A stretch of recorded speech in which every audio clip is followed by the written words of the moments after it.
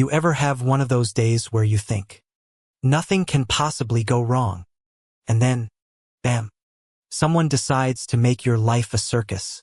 That's exactly what happened when Karen, yes, that Karen, dumped a bucket of paint all over my car at the mall parking lot, just because I had the audacity to park in the spot she was standing in.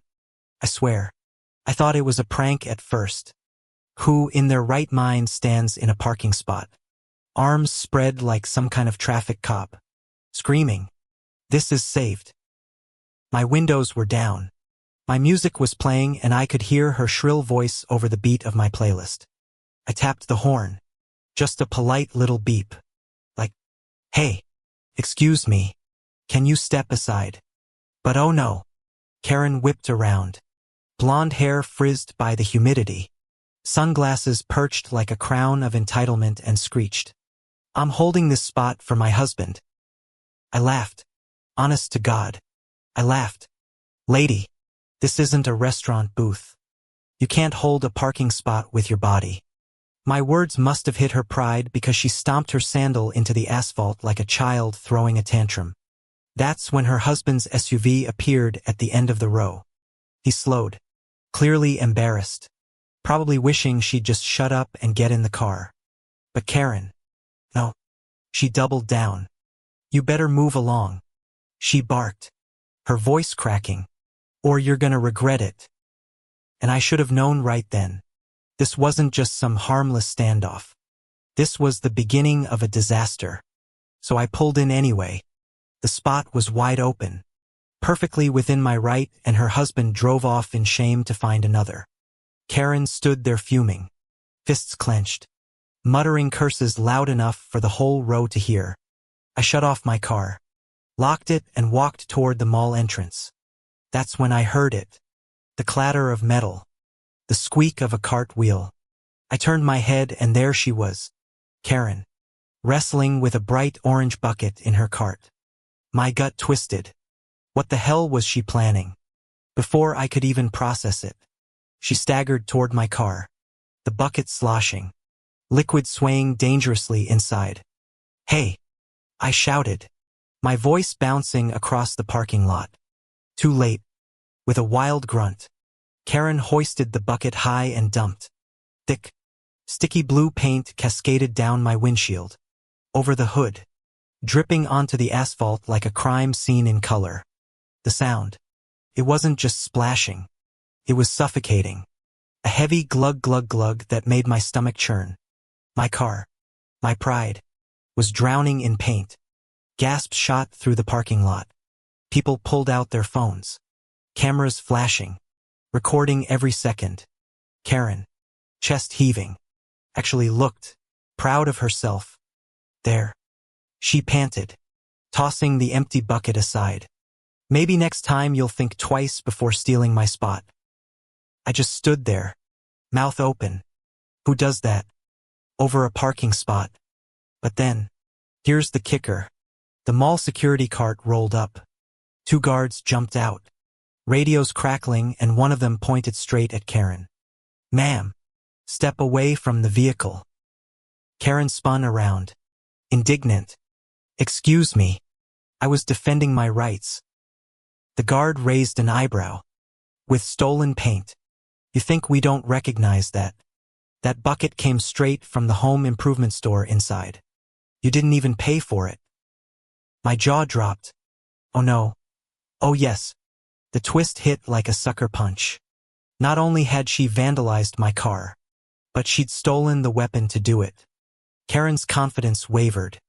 Her sunglasses slipped down her nose, revealing panicked eyes darting side to side. She stammered. No, I was just, my husband." Her husband, bless his cowardly soul, pulled up just in time to witness the scene. He didn't even get out of the SUV. Just sat there, forehead pressed to the steering wheel, probably wishing the earth would swallow him whole. Security didn't waste a second. They radioed the police. And that's when Karen's rage turned on me. "This is your fault," she shrieked, finger stabbing the air at me. "You provoked me. You criminal. You stole my spot." I laughed, bitter and loud, my chest trembling. Lady, you just dumped stolen paint on my car and the whole internet is watching. Phones were everywhere. People whispering, snickering, some even cheering like this was reality TV. And maybe it was, because when the cops pulled up, lights flashing, the entire parking lot became an audience. Karen tried to spin her story. Officer, he harassed me. He threatened me and I had to defend myself. The cop looked at my car, then at the blue paint pooling at his feet, then at the security guard holding the store's receipt scanner. The evidence was damning. Ma'am, the officer said flatly, you're under arrest for vandalism, theft and filing a false report. The gasp she let out was almost theatrical, like she couldn't believe the world wasn't bending to her will. Her husband finally climbed out of the SUV, muttering, Karen, for God's sake. But she shoved him away. And me, I just leaned against another car, arms crossed, letting the sweet taste of karma wash over me. But oh, it wasn't done yet. Because when the tow truck arrived to take her away, guess what else the cops found? A trunk full of unopened paint cans, still with security tags attached. She'd been shoplifting for who knows how long. The crowd erupted. Whistles, claps, even a sarcastic encore from some teenager recording on TikTok. I almost felt bad for her husband. Almost. Karen was hauled off, screaming about lawsuits and conspiracies, while her husband silently drove away, tail between his legs. I looked at my ruined car, sighed so deep it hurt my chest, and then smiled. Insurance would cover it. And honestly, watching karma slam dunk her like that was worth every drop of paint. But here's the final twist. A week later, I was back at the same mall, picking up dry cleaning, when one of the guards spotted me. He grinned and said, Hey, you heard? That Karen lady got banned from the entire mall property, and her husband filed for divorce 2 days after her arrest. I froze mid-step. Divorce? Already? The guard nodded. Guess he was tired of bailing her out of trouble. Said this was the last straw. I walked back to my car, freshly detailed, sparkling, and let out a long, low whistle. Life has a funny way of balancing the scales, doesn't it? Karen thought she could humiliate me. Instead, she humiliated herself in front of hundreds, lost her freedom, her shopping sprees, and her marriage, all over a parking spot. And sometimes, justice doesn't need a courtroom. Sometimes, it happens in the middle of a mall parking lot, with a bucket of stolen paint and a crowd hungry for karma. So tell me, was I wrong to park where she was standing? Or did karma serve the perfect dish that day? Thanks for listening, and don't forget to subscribe to the channel for more unbelievable true stories like this one. They didn't even try to hide it. 2 grown women, heels clacking on grass, lips tight with smugness, waltzed right into my son's birthday party and claimed the bounce house was theirs. This was scheduled for our niece, the taller one snapped, arms crossed like a 4th grader trying to win an argument. At first, I thought it was a joke. Maybe a prank? Some ridiculous misunderstanding? But when they started unzipping the bounce house with long manicured nails and barking at the kids to get out, me blood boiled. You're interrupting a 4-year-old's birthday party, I shouted, heart racing. Other parents gathered around, murmuring in disbelief. You could feel the tension slicing through the summer air like a rusty blade. Ma'am, the shorter Karen said, we booked this through Bounce Supreme Rentals, and we're not leaving until we get what we paid for. Maybe you forged the reservation. What? Forged? That word echoed in my ears like a slap. My voice cracked from the mix of fury and humiliation. You're accusing me of fraud? In front of these children? She smirked. The smugness dripping off her face was unbearable. That kind of expression you only see on people who think they're untouchable. Then came the first twist. My best friend Nia, a lawyer and the one who helped me reserve the bounce house a full month in advance, walked up with her phone out, recording. Actually, she said, we have the digital receipt, contract, timestamp, and the company's signature. Want to try that lawsuit again, Karen? The taller Karen Miranda, as she loudly told everyone, snatched the phone out of Nia's hand. That was her second mistake. Oh no, you didn't, Nia yelled, lunging to snatch it back. Several parents gasped. Kids stopped mid-bounce. One even started crying. The scene was chow-shot air, rising voices, and the bounce house swaying like it was feeling the drama too. "Ma'am, step away," said a voice none of us expected so soon. A local officer, called earlier by another parent, had just walked through the gate. His sunglasses glinted in the sun as he scanned the scene. "We got a call about a disturbance involving a private event and potential property theft." Everyone turned toward him. You could feel the Karens getting nervous but still too arrogant to back down. "We were here first," Miranda lied without blinking. "Lies," I blurted out, stepping forward. "We started this party at 11. I have photos, timestamps, even the damn balloon guy's invoice. They weren't invited. They're just angry because the park's shared space didn't go their way." The officer held up a hand. "One at a time." That's when Nia, cool as ice, pulled up the rental contract and showed it to the officer. It had my name, today's date, and a very clear clause. No transfer or reassignment of equipment without express consent. Boom. Legal grenade dropped. The shorter Karen, Lisa, her name finally outed by another parent who recognized her from a previous HOA disaster, rolled her eyes and said, "Look, we just wanted our niece to have fun. Okay? Is that such a crime?" The cop raised a brow. "Actually, if you moved in on someone else's contracted equipment and tried to displace children, it can be considered unlawful interference, possibly even attempted theft if there's intent." Miranda scoffed. "You're joking." The cop shook his head. "Not in the slightest.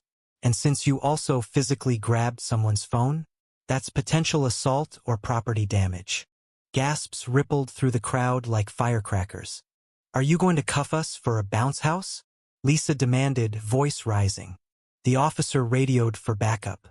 "You're embarrassing yourselves," I hissed, finally finding my voice again. "This whole community is watching. Our kids are watching." Miranda didn't reply. She was busy trying to delete the footage from Nia's phone, her third and final mistake. Another officer arrived just as Nia shouted, "She's deleting evidence." That was enough. Both Karens were restrained. The cuffs clicked, cold and metallic, and one of the kids shouted, "Mommy, they're going to jail." A couple parents chuckled, more out of disbelief than humor. Phones were already out, filming, documenting. I wouldn't be surprised if it hit TikTok before the cake was cut. But here's where the twist deepened. As they were led to the cruiser, Lisa shouted, "This isn't over. I'm suing all of you for defamation." Nia looked over her shoulder and smiled like she'd been waiting for that line. "Counter lawsuit incoming. Hope your HOA job pays well." Turns out, Lisa was on the HOA board of her subdivision and had forged multiple community invoices in the past, something we only found out later when Nia dug up old court dockets for fun. That little act of greed at the birthday party cracked open a whole can of worms. Fraud, embezzlement, HOA violations. It spiraled real fast. And as the cop car drove off with them in the back seat, lights flashing against the bright afternoon sky, a parent whispered, "Well, that's one way to end a birthday party." I sighed, laughed nervously, and wiped the sweat from my brow. "Anyone want cake?" The kids cheered like nothing ever happened. "But you and I both know that was war. And karma?" She came to the party early and left satisfied. 3 weeks later, the fallout hit harder than any of us expected. Turns out Lisa's little outburst about a lawsuit wasn't just idle talk. She actually filed one against me, Nia, the bounce house company, and even the police department. Can you believe that? The sheer audacity. She claimed emotional distress, public humiliation, and loss of reputation. The judge threw it out in 15 minutes flat. But that wasn't the end. Nia, being the pit bull in heels that she is, filed a countersuit with receipts. She cited defamation, illegal use of public space without permit, interference with a child-centered event, and attempted destruction of private property. Then came the real cherry on top. The bounce house rental company? They sued Lisa and Miranda for damages to their equipment and breach of contract.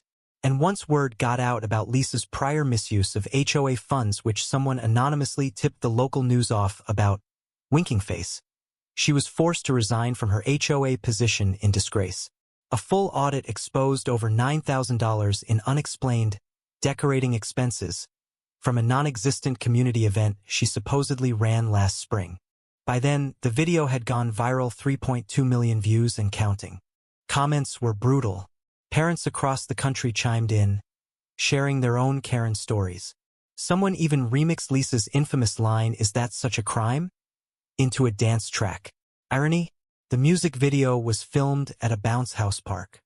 I ran into Miranda at the grocery store once after that. She couldn't meet my eyes. No more smugness. No clacking heels. Just silence and a broken pride dragging behind her like a deflated balloon. As for my son, he still talks about his epic birthday. Not because of the bounce house or the cake, but because the bad ladies went to jail and the police came just like Paw Patrol. Honestly, I couldn't have scripted it better. Karma has perfect aim, especially when it comes wrapped in legal documents and a camera-ready meltdown. And if you ever catch a Karen trying to steal a party again, keep filming, keep your cool, and keep your contracts handy.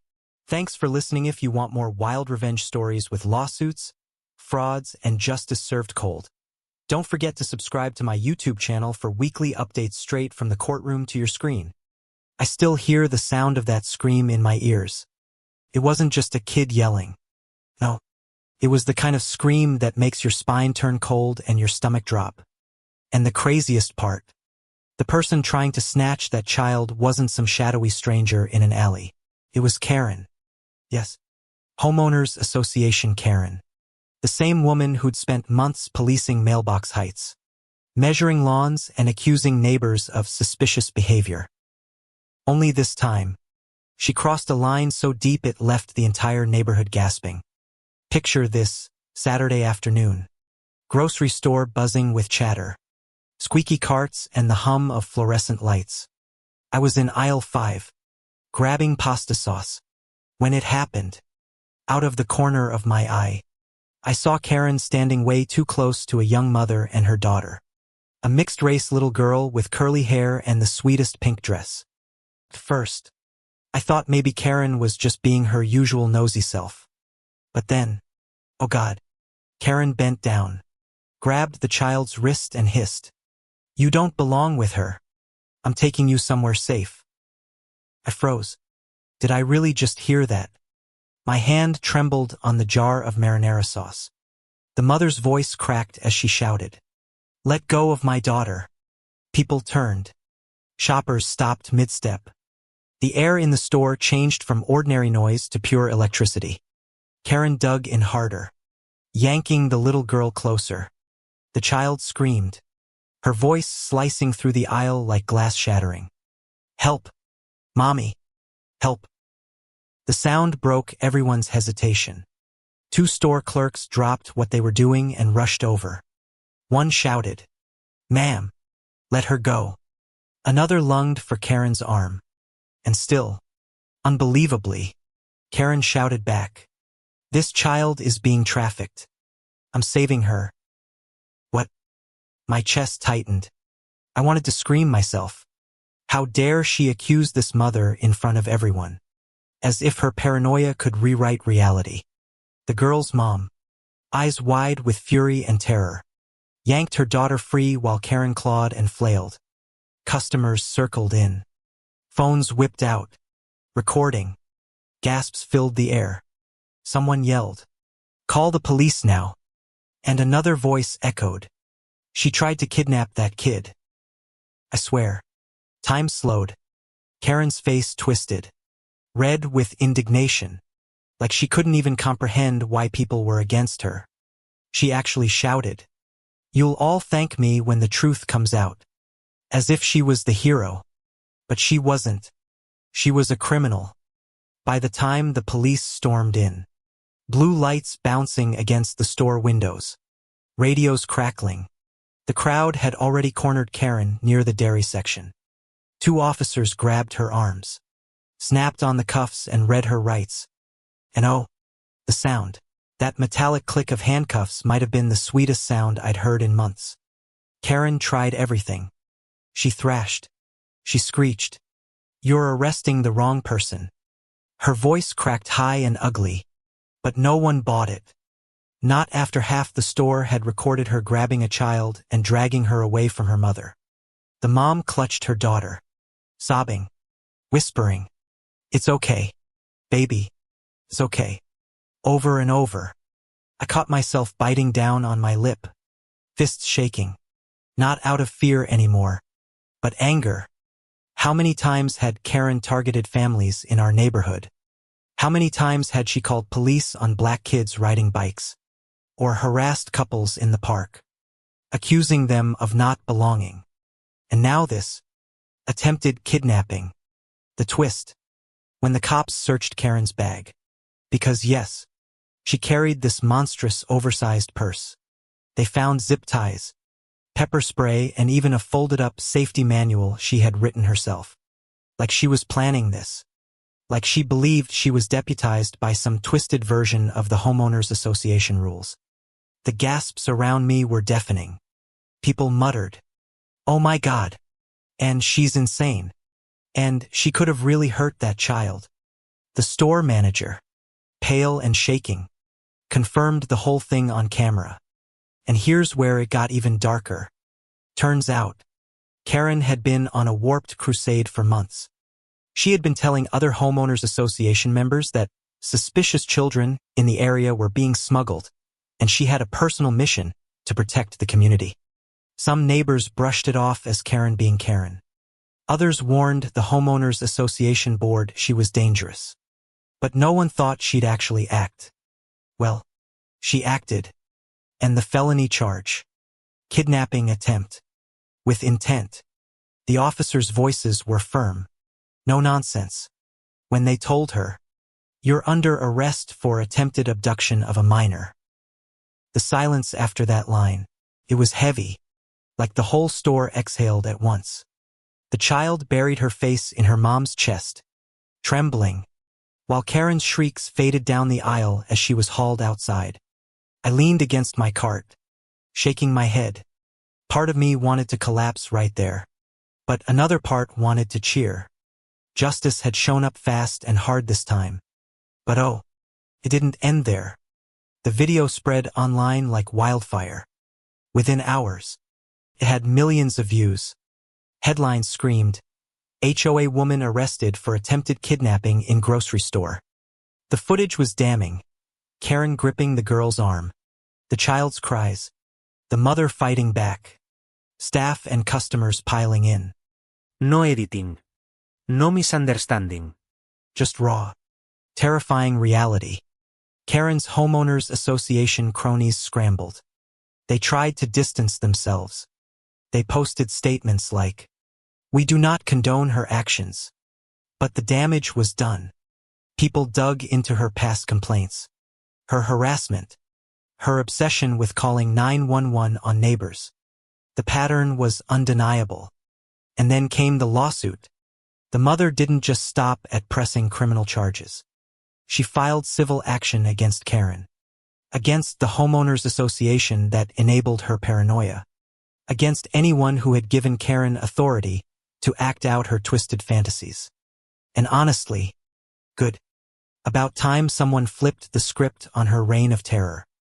Neighbors who once whispered about Karen in fear now openly called her a disgrace. Her friends, gone. Her Homeowners Association position, terminated. Her name, forever linked to felony child abduction charges. But the most haunting moment, when I saw that little girl days later, clutching her mom's hand in the neighborhood park. She smiled weakly at me, then looked away, hiding behind her mom's leg. That innocence, nearly stolen, burned in my mind. And Karen, well, she finally got what she always threatened others with, a permanent record, court dates, and a future wrapped in legal battles she'll never win. Because this time, There was no twisting the truth. No false narrative. No way out. This time, the cameras told the story. This time, Karen's empire of paranoia collapsed under the weight of her own madness. And if you ask me, that click of handcuffs was karma's exclamation point. So here's my final word. Watch out for the Karens hiding behind fake authority. Because sometimes the most dangerous criminals don't wear masks. They wear smug smiles and homeowners association badges. Thanks for listening, and if you believe justice should always outshine arrogance, hit subscribe to my channel. Because the next lawsuit story might be even wilder than this one. The sirens wailed and the flashing red lights painted the narrow street. Yet two women stood in the middle of the road with their arms crossed. Can you imagine? An ambulance. My wife fighting for every breath in the back, and these sisters, these self-appointed queens of the cul-de-sac, refused to move. My hands trembled on the steering wheel, my chest burning with fury and disbelief. Move your damn car, I shouted through the rolled-down window. My voice cracked, half rage, half desperation. The elder Karen, platinum blonde hair stiff like armor, sneered back at me. We have homeowners association rules. Emergency vehicles can't just barrel through here without approval. Approval. My wife was strapped to a gurney, oxygen mask fogging up as her chest heaved shallow. Painful breaths. And still, these women had the audacity to block the way. Inside the ambulance, I could hear the weak beeping from the monitor. Each sound stabbed at me. Beep, beep, slower, weaker. My wife's eyes, God, those eyes, searched for me through the glass, wide and scared, as if asking, is this really happening? Are they stopping me from living? I slammed my fist against the steering wheel. I swear, if she dies because of you. My words cut short because the younger Karen suddenly smirked and pulled out her phone like this was a show for her TikTok. Smile. She cooed, angling the camera. We're catching another homeowners association violator in action. My heart dropped, then hardened. Do you ever feel that shift? When shock burns off and cold determination takes over. That's when something inside me snapped. They didn't know my life, my training, my oath. They didn't know who I was. I threw the ambulance door open and jumped down, boots hitting the pavement with a crack. The air smelled of asphalt baked in the sun and something else. Fear. My fear. My wife's fear. But also, soon, you're blocking an emergency vehicle. I said, my voice low, steady, dangerous. Move. Now. Or what? The elder Karen spat. You'll call the homeowners association president. That's me. Her grin widened like she had already won. For a second, the world seemed to tilt, my pulse hammering in my ears. Then, I did it. I ripped open my jacket and revealed the uniform beneath. EMT badge. Bright and undeniable. Gasps from the neighbors. The younger Karen lowered her phone, suddenly not smiling anymore. My wife's muffled cry carried through the ambulance glass. It sounded like both a plea and a prayer. That sound cut deeper than any insult, any bureaucratic nonsense. I stepped forward, every syllable measured. I swore an oath to save lives, not beg self-important tyrants for permission. Move, or I swear the lawsuit you'll face will tear this homeowners association empire apart. Something flickered in the elder Karen's eyes. Hesitation, maybe even fear, but pride chained her. You think a uniform scares me? You're still beneath the rules. This community follows my orders. And then, like thunder after lightning, came the twist I hadn't planned. A voice shouted from the far end of the street. I need him. He's the only one who saved my boy last winter. It was Mr. Alvarez, a neighbor whose son had nearly died of hypothermia months back. I had carried that kid through snow, ribs aching, lungs burning, until we got him to safety. His testimony sliced the silence like a blade. Neighbors started murmuring. Murmurs turned to shouts. Let him through. She's dying in there. This is madness. The Karen sisters glanced at each other, their perfect posture starting to crack. I seized the moment. Listen closely, I said, pointing straight at them. If my wife's heart stops because you wanted to play gatekeeper, you won't just lose this neighborhood. You'll face criminal negligence, obstruction, and a civil lawsuit so crushing you'll wish you had never heard the word HOA.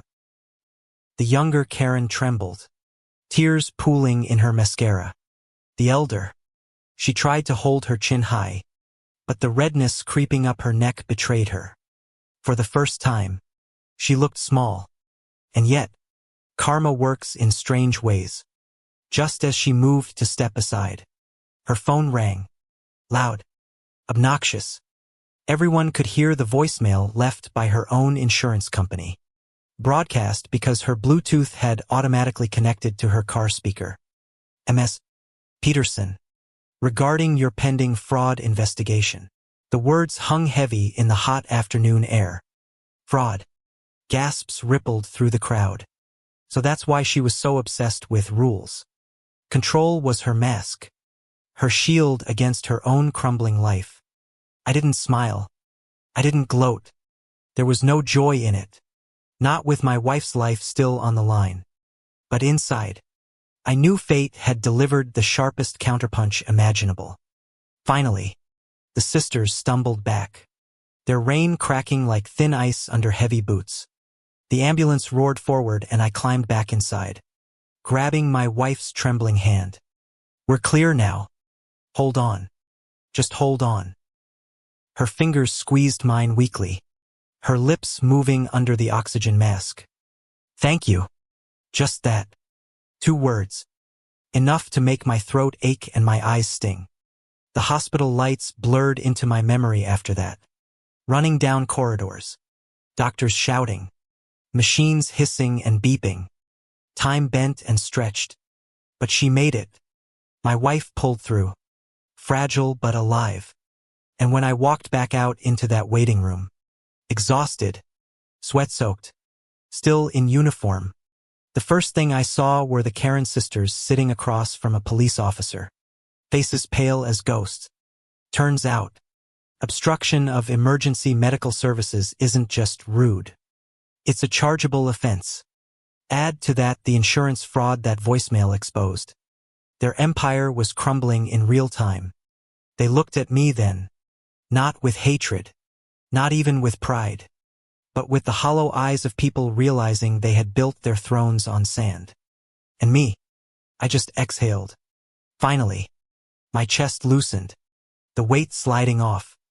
The irony wasn't lost on me. They tried to stop an EMT from saving lives.